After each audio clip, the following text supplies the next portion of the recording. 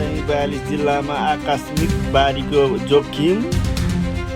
बाजुरामा पहिरोमा बेपत्ता थापा मृत्यु फेला। घटनाको थप विवरण सार्वजनिक गर्दै पत्रकार किशोर श्रेष्ठको बन्दी प्रत्यक्षीकरण रिटमा आज सुनवाई। रिट मार्फत थुनामुक्त गर्न माग।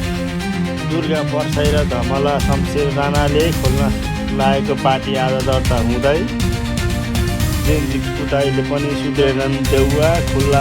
खुल्ला धम्की दिने शक्तिसम्म देखाए। 8 जुलाई भने लुकाएर विदेशमै राखे। गृहमन्त्री सुदन गुरुङको निशानामा परेको देउवाले उल्टो घरबाट दिए धम्की। गुरुङ देउवाको फाइल ओपन गर्ने तयारीमा। माधव नेपाल र बाबुराम भट्टराईलाई तनाव। ललिता निवास जग्गा प्रकरणमा जवाफमा। बाढीले मन्दिरको आधा भाग्ने बगाएपछि पुजारी र 2 जना भक्तजन फसे। जाजरकोटमा बाढीले 4 घर 1 पुल बगायो। सडक खण्ड पूर्ण रूपमा अवरुद्ध। रोल्पा पहिरोमा 11वटा घरबोट पुरिए। 10 जना सब फेला। पहिरोमा परेर 3 जना अझै बेपत्ता। खोजी कार्य तीव्र। त्रिशुली नदीको जल सतहता तहभन्दा माथि सतहमा अपनाउन आग्रह गर्दै सुदन गुरुङको खगेन्द्र सुनवारलाई बैठकबाट झापारे। उजुरीको भरमा न्यायाधीश बन्न नखोज्नु भने। गृहमन्त्री सुदन गुरुङले दिए अहिलेसम्मकै कडा निर्देशन। नियुक्ति गर्न घुस खानेहरूको गयो दिन। मिटर ब्याज ठगी प्रकरणमा गोपाल शाहसहित 3 जना पूर्व पक्षका लागि थुनामा राखियो। सुदूरपश्चिममा नयाँ मुख्यमन्त्री आज 11 बजे नियुक्ति। 3 बजे शपथ ग्रहण। आवश्यकताभन्दा बढी ग्यास भण्डारण नगर्न व्यवसायीलाई आयात निगमको आग्रह।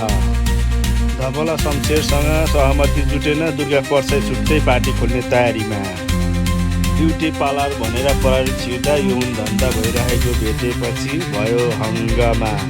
जनताले फ्याँकेको ओली देउवा र प्रचण्ड लाजै पचाएर फेरि देखिए मैदानमा। नयाँ दललाई गाली गरेर इच्छा समाए। राष्ट्र संसद अप्सराबानुले अहिले भएका प्रधानमन्त्री सबै जेनजी आन्दोलन कारण भएको हो भने।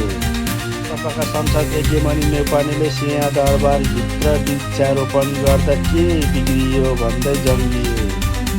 ग्यास नपाएको अवस्थामै चितवनमा भाइरल सिडिओले ग्यास मेला लगाइदिए। उदय मन्त्री गौरीको कडा निर्देशनपछि नागरिक र परिचय पत्र बिना ग्यास नदिने। काठमाडौँको 5 ठाउँमा भोलिबाट ग्यास बढ्दै।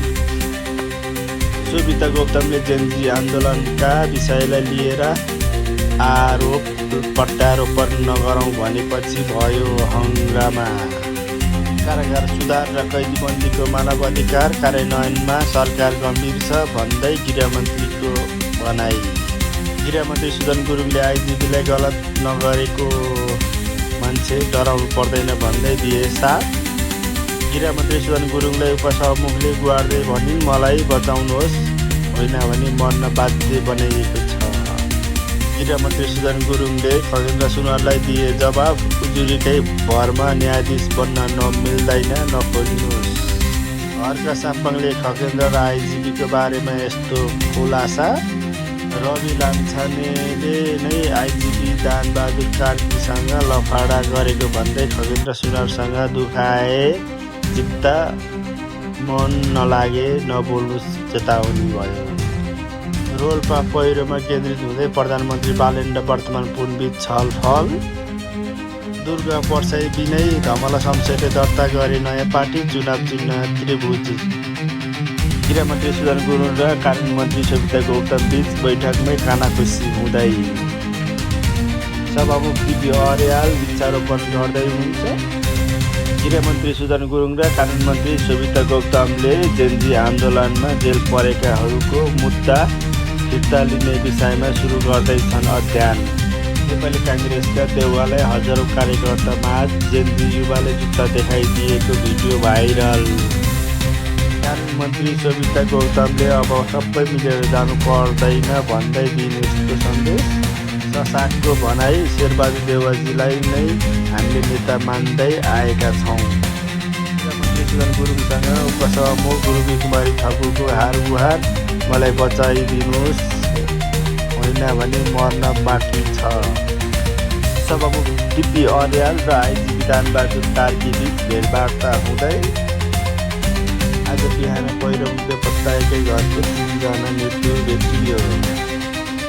साबेल साकु सडक खण्डाको डाची बागधारा चोकमा गोल्डेन बासुकी माइक्रोले ठक्करबाट 1 जनाको निधन।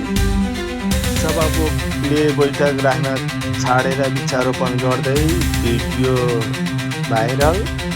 प्रधानमन्त्री बालेनलाई नसोधी अब कर्मचारी विदेश जान नपाउने बन्यो अहिलेसम्मकै कडा निर्देशन। इन्दिरा राणा मगरले संसद भवन मगर आउन लाग्यो भने डिपी अर्यालले वृक्षारोपण कार्यक्रममा ठट्टा गर्दै हँसाए।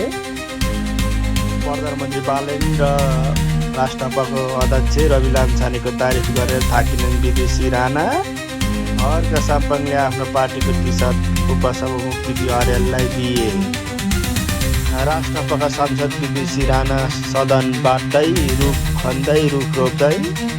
गोर्खाको पालुङटार नगरपालिका 2 भण्डारी चौतारामा बीच बाटोमै बोराले मुख छोपेर डाटा चोरी गर्ने 2 जना पक्राउ परेका छन्। सरपरे टोकेर 1 जना युवतीको मृत्यु भएको छ।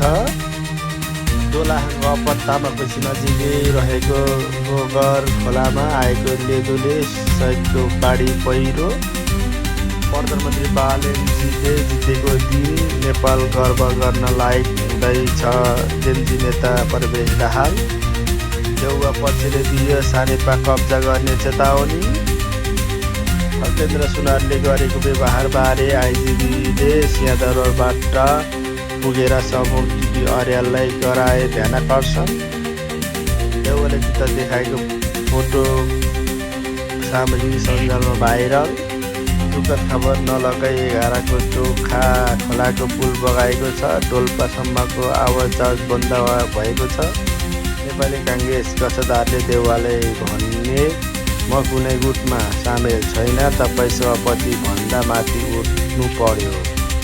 2074मा गगन थापाले चुनाव हार्ने भएपछि आफ्नै बम पड्केको हल्ला चलाएका थिए काङ्ग्रेसका नेताहरू। स्वास्थ्य बिमा अब रोकिन्छ, 3500 तिरेर 1 लाखको ग्यारेन्टी दिन सकिँदैन। अर्थमन्त्री वाकले कसैको निरङ्कुशता स्वीकार्दैनौ, पार्टी एक हुनेमा विश्वास त छु, शेखर कोइराला। आइजिबीलाई मन लागि भनेपछि खगेन्द्र सुनारमाथि खनिए गृहमन्त्री सुदन गुरुङ भन्छन् व्यवहार ठिक भएन। हस्त सैनिक मिडिया खबर आज हजुरहरूले यति नै। कस्तो लाग्यो जस्तो तस्तै प्रतिक्रिया दिन नबिर्सिनुहोला। फेरि अर्को समाचार लिएर म उपस्थित हुने बाचा गर्दै म बिमल बिदा हुन्छु। हस्त नमस्ते, धन्यवाद।